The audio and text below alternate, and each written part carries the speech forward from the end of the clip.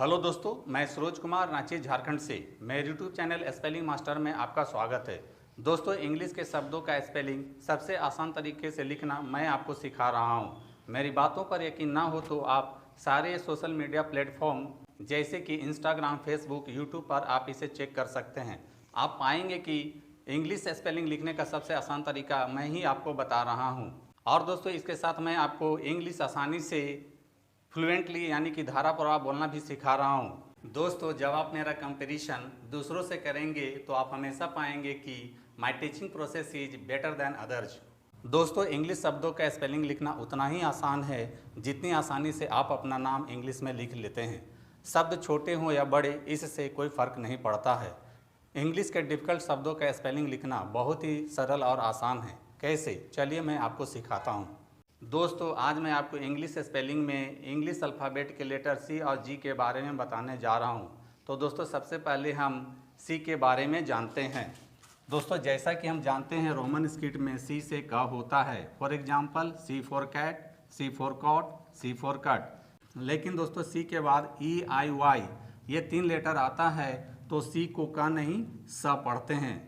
For example, पहला शब्द force है तो दोस्तों इसमें सी के बाद ई आया है, इसलिए इसको फोर्स पढ़ते हैं। सेकंड शब्द सिनेमा में शुरू में ही सी आई आया है तो इसको सिनेमा पढ़ते हैं। और थर्ड लेटर आईसी में लास्ट में सी वाई आया है तो इसको आईसी पढ़ते हैं। तो दोस्तों, अब हम लोग इसका स्पेलिंग लिखना भी सीख लेते हैं। सबसे पहले जो शब्द इंग्लिश में है उसको हिंदी में लिख लेते हैं। फोर्स को फोर्स लिख देंगे, सिनेमा को सिनेमा लिख देंगे, आईसी को आईसी लिख देंगे। और रोमन स्क्रिप्ट के हेल्प से हम लोग इसका स्पेलिंग लिखेंगे। सबसे पहले पहला शब्द फोर्स लेते हैं और रोमन स्क्रिप्ट में एफ से फ होता है, ओ की मात्रा के लिए ओ लिखेंगे। आर से र होता है।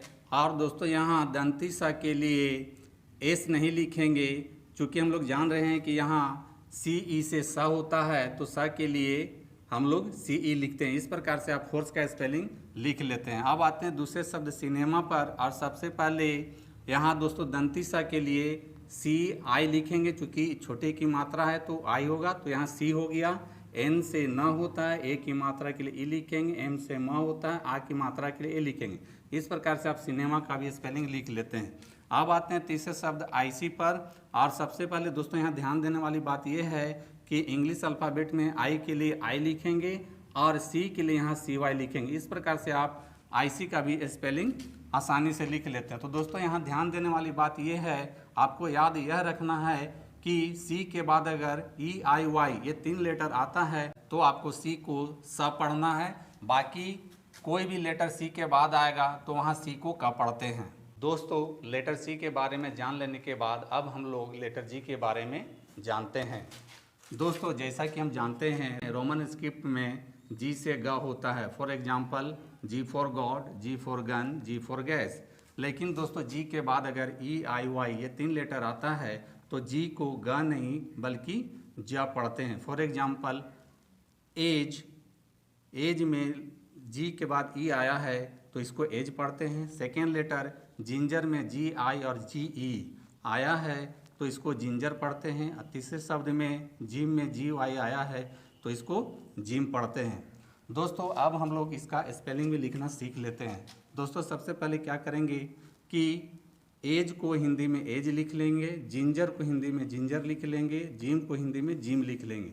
अब इसको रोमन स्क्रिप्ट के हेल्प से इसका स्पेलिंग लिखेंगे। दोस्तों, यहाँ ध्यान देने वाली बात यह है कि पहला शब्द एज में ए, इंग्लिश अल्फ़ाबेट के अनुसार ए के लिए ए लिखेंगे और जी ई से ज होता है। इस प्रकार से आप एज का स्पेलिंग लिख लेते हैं।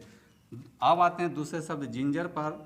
और दोस्तों, यहाँ ज के लिए जी लिखेंगे और छोटी ई की मात्रा है तो इसलिए आई लिखेंगे, तो जी के लिए जी आई हो जाएगा। और फिर एन से न होता है और फिर ज के लिए हम जी ई लिखेंगे और आर से र होता है। इस प्रकार से आप जिंजर का भी स्पेलिंग आसानी से लिख लेते हैं। अब आते हैं तीसरे शब्द जिम पर। और सबसे पहले जी के लिए जी आई लिख लेते हैं और एम से म होता है। तो दोस्तों, इस प्रकार से आप आसानी से स्पेलिंग लिख लेते हैं। दोस्तों, यहाँ ध्यान देने वाली बात यह है कि आपको यह याद रखना है कि जी के बाद अगर ई आई वाई ये 3 लेटर आता है तो उसका प्रोनाउंसिएशन ज होता है और बाकी सभी जगह जी का उच्चारण ग होता है। दोस्तों मुझे आशा और पूरा विश्वास है कि आज आपको यह क्लियर हो गया होगा कि कहाँ सी को क और कहाँ सी को स पढ़ते हैं और कहाँ जी को ज और कहाँ जी को ग पढ़ते हैं। तो दोस्तों देखा आपने, इंग्लिश स्पेलिंग लिखना है बहुत आसान। तो दोस्तों ऐसे ही इंटरेस्टिंग और नॉलेजेबल इंग्लिश की जानकारी मैं आपको देता रहूँगा। दोस्तों मेरी टीचिंग पसंद आती है तो मेरे वीडियो को लाइक, कमेंट और शेयर करें तथा मेरे चैनल स्पेलिंग मास्टर को फॉलो सब्सक्राइब जरूर करें। मिलते हैं नेक्स्ट वीडियो में। Thank you. तो दोस्तों यदि आप सच में इंग्लिश लिखना, पढ़ना और बोलना चाहते हैं और वो भी आसान तरीके से, तो आपको मेरा चैनल स्पेलिंग मास्टर एक बार ज़रूर देखना चाहिए। दोस्तों वीडियो पसंद आए तो इस वीडियो को लाइक करें, शेयर करें और मेरे चैनल को सब्सक्राइब जरूर करें। Thank you.